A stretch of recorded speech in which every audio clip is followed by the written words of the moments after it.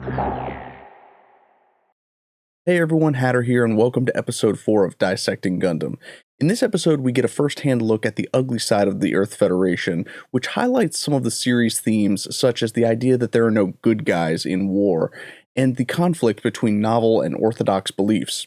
Here's your spoiler warning, let's hop in. This episode opens with the White Base arriving at Luna 2 to an ice-cold reception from Commandant Wakkein. First, he denies entry to the refugees from Side 7, insisting that they cannot accommodate them there. He then places Amuro, Bright, and everyone else who has piloted the White Base or the new mobile suits under arrest. Amuro moves to intervene, but Frau Bow holds him back, still looking after him and protecting him even from his own rash behavior. Finally, Wakkein says that a ship will take all of the refugees to Earth, to which a number of them balk and moan, declaring that they want to go back to Side 7. This calls into question a personal theory that I've started to wonder about. Is the Earth really supposed to be where the wealthy political class live? Perhaps it's actually a terrible place after all. In the last episode, Bright thought Sayla was being sarcastic when she called him one of the Earth's elites. And as we'll come to see, many of the Earth's cities and towns are in ruins, and not just the ones where colonies dropped either. It's nothing that's confirmed or anything, but there are definitely hints suggesting that Earth is not the paradise it maybe once was. If you look at Wakkein's body language, he doesn't even make eye contact with Bright or the others. His demeanor is stiff and impersonal, as if he has no regard or sympathy for what these people have been through. To him, they're just numbers on a page. Amuro quickly calls out this lack of humanity, and Wakkein just walks away, dismissing his objections entirely.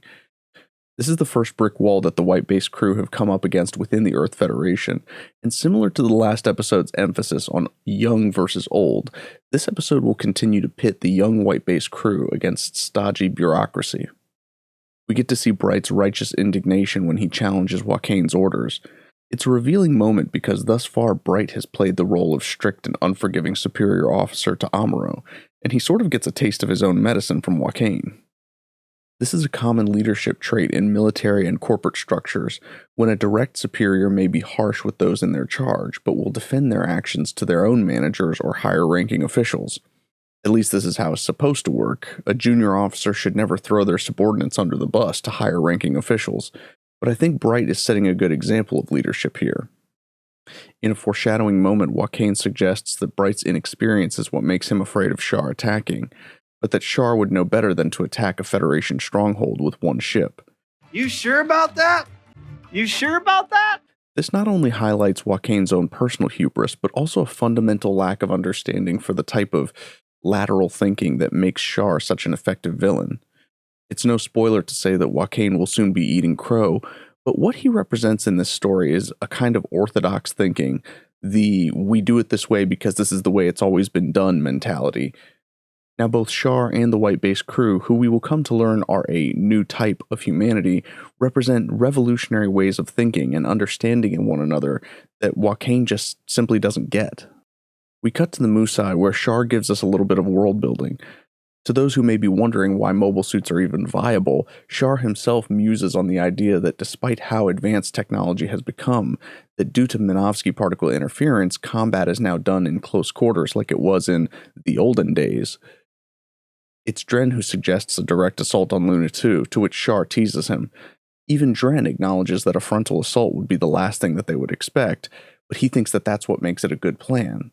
Char, on the other hand, is thinking a few moves ahead of both Dren and Wakkein. Wakkein isn't expecting an attack from Char's Musai, which makes Char's actual plan to send a team of commandos out in normal suits even more unexpected.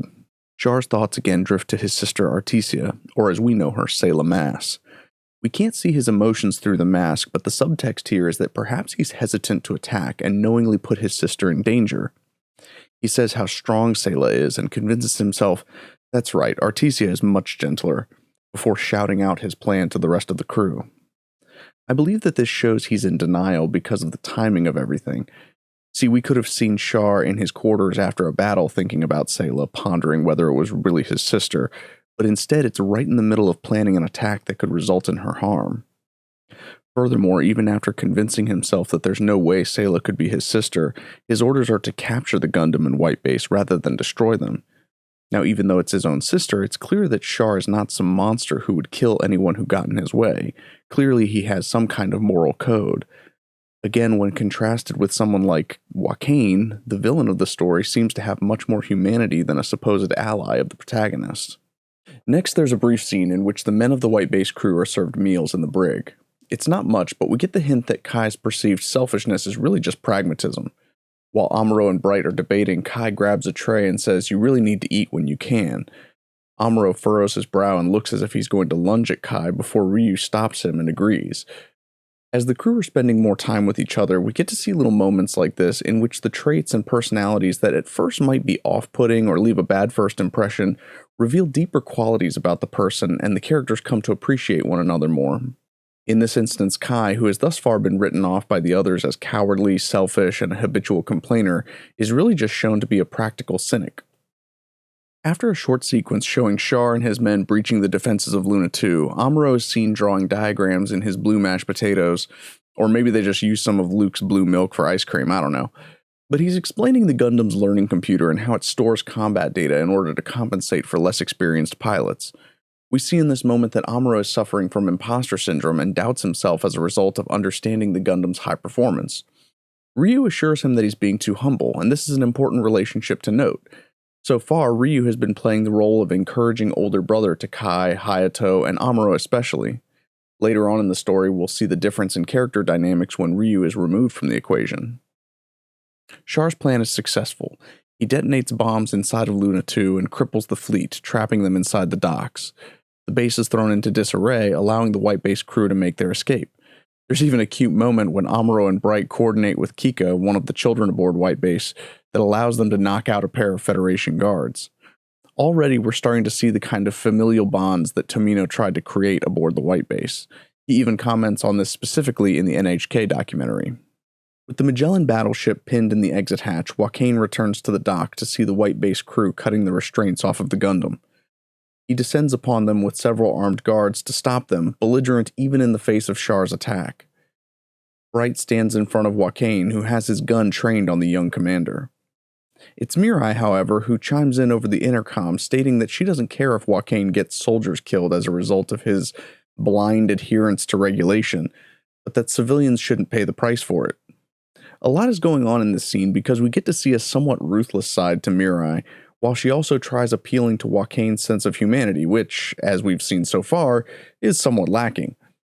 Mirai's willingness to let soldiers die could speak to some sense of justified sacrifice, but given what we will come to learn about her and her family in the future, I think it's clear that she simply despises war and those that perpetuate it.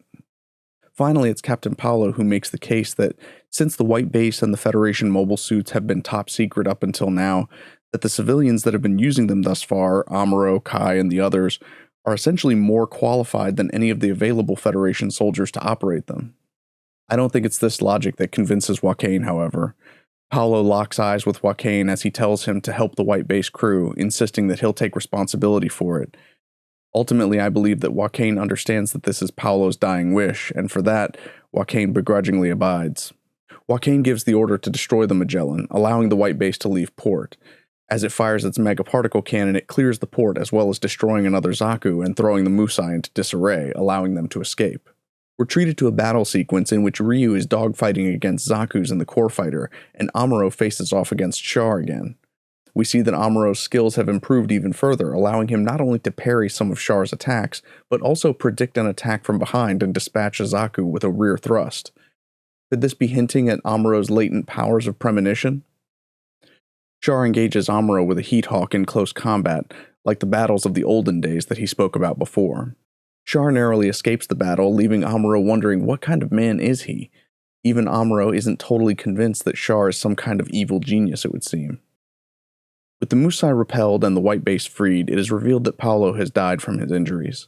We see a funeral at sea for the fallen captain as Wakkein laments the loss of a wise mentor.